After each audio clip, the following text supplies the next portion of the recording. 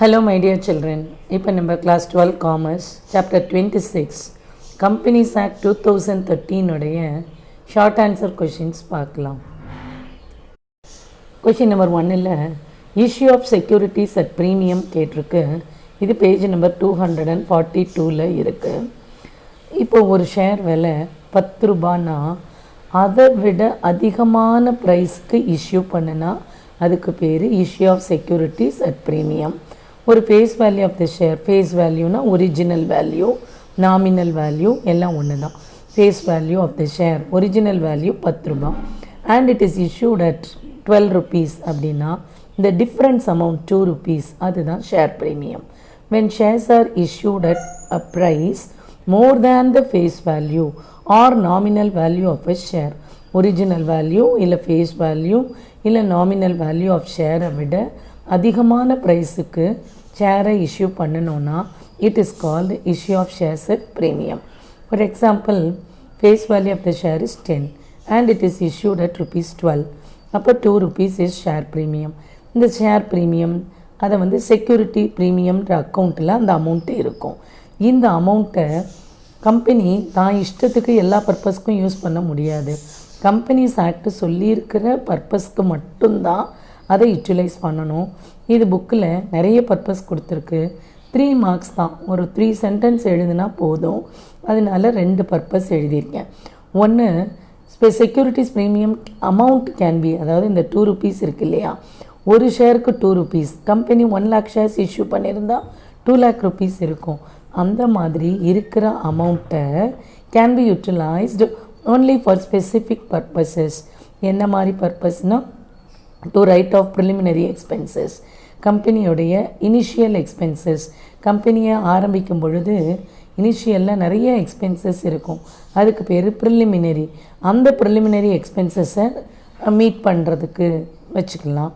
இல்லைன்னா fully paid bonus shares நீங்கள் ஏற்கனவே படிச்சிருக்கீங்க இப்போது இந்த லெசனில் 28 லெசனில்.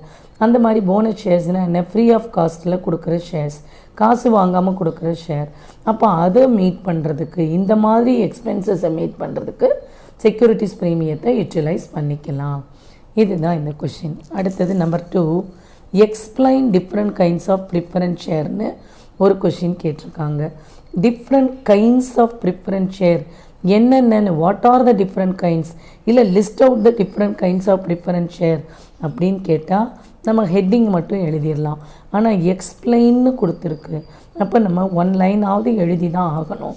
முதல்ல என்னென்ன கைண்ட் ஆஃப் ப்ரிஃபரன்ஸ் ஷேர் இருக்குதுன்னு பார்த்தீங்கன்னா cumulative, non-cumulative, cumulative preference share, non-cumulative preference share, redeemable preference share, non-redeemable preference share, convertible preference share, non-convertible preference share, participating preference share, non-participating preference share. இந்த மாதிரி 8 kinds இருக்குது. ஒரு 8 kind of preference share கொடுத்துருக்காங்க. இதில் any 3 explain பண்ணுங்கள். ஒரு 5 படித்து வச்சுக்கிட்டிங்கன்னா 5 மார்க்கில் what are the different kinds of preference share கேட்டால் 5 எழுதலாம். ஃபஸ்ட்டு கியூமுலேட்டிவ், நான் கியூமுலேட்டிவ் பார்க்கலாம். இப்போ ஒரு 1 இயரில் டிவிடெண்ட் கொடுக்கணும். டிவிடெண்ட்னா என்ன, ப்ராஃபிட்டை பிரித்து கொடுக்கறது. Share holders R the owners. அப்போ ஓனர்ஸுக்கு ஒவ்வொரு இயர் ப்ராஃபிட்லேயும் பிரித்து கொடுக்கணும், அதுக்கு பேர் டிவிடெண்ட்டுன்னு சொல்கிறோம். அப்போ அந்த டிவிடெண்ட்டை எவ்ரி இயர் கொடுக்கணும். எவ்ரி இயர் கொடுக்காமல் ஒரு வருஷம் கொடுக்கல அப்படின்னா அந்த டிவிடெண்ட் அப்படியே அரியர் டிவிடெண்ட்டாக இருக்கும், அதாவது கொடுக்க வேண்டிய டிவிடெண்ட்டாக இருக்கும். அந்த டிவிடெண்ட்டை கொடுக்காம விட்டுறாமல் ஒவ்வொரு வருஷமும் சேர்ந்துக்கிட்டே வரும். இப்போ போன வருஷம் டிவிடெண்ட் கொடுக்கல, அது ஒரு 5000. அதுக்கு முந்தின வருஷமும் டிவிடெண்ட் கொடுக்கல, அது ஒரு 5000னா இந்த 10,000ஐயும் சேர்த்து கொடுத்துருவாங்க. அதுக்கு பேர் கியூமுலேட்டிவ் ப்ரிஃபரன்ஸ் ஷேர்.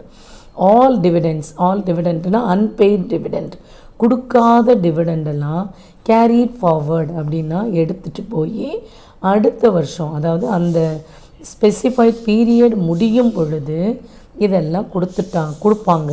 அதுக்கு பேர் கியூமுலேட்டிவ்.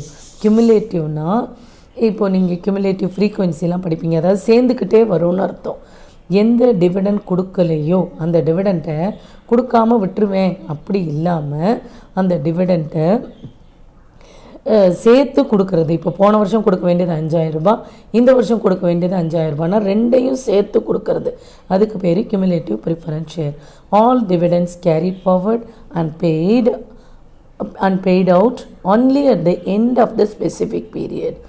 1 இயரில் கொடுக்க முடியலன்னா அடுத்ததுன்னு சேர்த்து வச்சு ஒரு ஸ்பெசிஃபைடு பீரியட் சொல்லியிருப்பாங்க. 3 இயர்ஸ் அப்படின்னா அந்த 3 இயர்ஸ் முடிஞ்சு கொடுத்துருவாங்க. நான் கியூமுலேட்டிவ் இதோடைய ஆப்போசிட். அதாவது டிவிடெண்டுங்கிறது they are paid out of profits for every year கொடுத்துருவாங்க. There are no arrears. அதாவது எடுத்துகிட்டு இந்த கொடுக்காத டிவிடெண்ட்டை கேரி ஃபார்வர்டு அதை எடுத்துகிட்டு போய் அடுத்த வருஷம் கொடுக்கறது and paid at the end of the பீரியட்லாம் கிடையாது. Dividends are paid out of profit every year. இந்த மாதிரி டிவிடெண்ட் கொடுக்காம சேர்த்து கொடுக்கறதெல்லாம் கிடையாது. நோ அரியர்னால் அன்பெய்டு டிவிடெண்ட். அந்த மாதிரி அன்பெய்ட் டிவிடெண்டெல்லாம் இல்லை. அதை கேரி ஃபார்வர்ட்னால் அதை அடுத்த பீரியடுக்கு எடுத்துகிட்டு போகிறது அதெல்லாம் கிடையாது. அடுத்தது ரிடீமபிள் ப்ரிஃபரன்ஸ் ஷேர். ரிடீமபிள்னால் திருப்பி தர்றது, ரீபேன்னு அர்த்தம். அப்போ ப்ரிஃபரன்ஸ் ஷேர்ஸ் அந்த ஷேர் கேபிட்டல் கொடுத்துருப்பாங்க இல்லையா, ஷேர் கேபிட்டல் கொடுத்து தானே ஷேரை வாங்குவாங்க, பணம் கொடுத்து தானே ஷேர் வாங்குகிறாங்க. அந்த அமௌண்ட்டை திருப்பி தந்துடுவாங்க. எப்போது ரிடீமபிள் ப்ரிஃபரன்ஸ் ஷேராக இருந்தால். எப்போ திருப்பி தருவாங்கன்னா ஆஃப்டர் அ ஃபிக்ஸட் பீரியட். அப்போ இந்த shares they can be repaid after a fixed period. ஒரு 3 இயர்ஸ் அந்த மாதிரி கழித்து கொடுத்துருவாங்க. இல்லை ஆஃப்டர் கிவிங் டியூ நோட்டீஸ், ஒரு நோட்டீஸ் இந்த மாதிரி உங்களுடைய அமௌண்ட்டை திருப்பி போகிறோம், நெக்ஸ்ட் வீக் திருப்பி தரோம், அந்த மாதிரி ஒரு நோட்டீஸ் கொடுத்துட்டு கூட அந்த ப்ரிஃபரன்ஸ் ஷேர் கேபிட்டல் அமௌண்ட்டை திருப்பி கொடுத்துருவாங்க. இப்போ நான் ரிடீமபிள் அப்படின்னா இந்த ஷேர்ஸு கெனாட் பி ரீபெய்டு. அப்போ திருப்பியே தரமாட்டாங்களான்னா during the lifetime of a company திருப்பி தரமாட்டாங்க. எப்போ திருப்பி தருவாங்கன்னா at the time of winding up. Winding அப்னா என்ன, கம்பெனியோடைய ஃபைனல் ஸ்டேஜ், கம்பெனியை கலைக்கும் பொழுது அப்போது இந்த ப்ரிஃபரன்ஸ் ஷேர் கேபிட்டலை திருப்பி தருவாங்க. இதில் ப்ரிஃபரன்ஸ் ஷேர் கேபிட்டல் ஒரு ஃபிக்ஸட் பீரியட் 3 இயர்ஸ் 5 இயர்ஸ் அந்த மாதிரி முடிஞ்ச உடனே திருப்பி தந்துடுவாங்க. ரிடீம் அப்படின்னா ரீபெய்டு. நான் ரிடீமபிள்னால் டியூரிங் த லைஃப் டைம் திருப்பி தரமாட்டாங்க, வைண்டிங் அப் அப்போ திருப்பி தருவாங்கன்னு அர்த்தம். Convertible preference share, non-convertible preference share. Convertible preference ஷேர்னால் எந்த ப்ரிஃபரன்ஸ் ஷேர்ஸை ஈக்விட்டி ஷேராக கன்வெர்ட் பண்ண முடியுமோ, மாற்றிக்க முடியுமோ. எப்போ மாற்றுவாங்க? After a specified period. After a specified பீரியட்னா கம்பெனி வில் ஸ்பெசிஃபை, கம்பெனி சொல்லுவாங்க ஆஃப்டர் 3 இயர்ஸ் நீங்கள் ப்ரிஃபரன்ஸ் ஷேரை ஈக்விட்டி ஷேராக மாற்றிக்கலாம் அப்படின்னு சொல்லுவாங்க. இல்லை as per the condition laid down in the terms, அதாவது சில கண்டிஷன்ஸ் டேர்ம்ஸ் கொடுத்துருப்பாங்க. அந்த மாதிரி டேர்ம்ஸ் அண்ட் கண்டிஷன்ஸ் படியோ இல்லை ஒரு ஸ்பெசிஃபைட் பீரியட் முடிஞ்சோ ப்ரிஃபரன்ஸ் ஷேர்ஸை கன்வெர்ட் பண்ண முடியும் ஈக்விட்டி ஷேராக அப்படின்னா அது convertible preference share. The shares preference shares which cannot be converted into equity shares are called non-convertible preference share. எந்த ப்ரிஃபரன்ஸ் ஷேர்ஸை ஈக்விட்டி ஷேராக கன்வெர்ட் பண்ண முடியாதோ அதுக்கு பேர் நான் கன்வெர்ட்டபிள் ப்ரிஃபரன்ஸ் ஷேர்.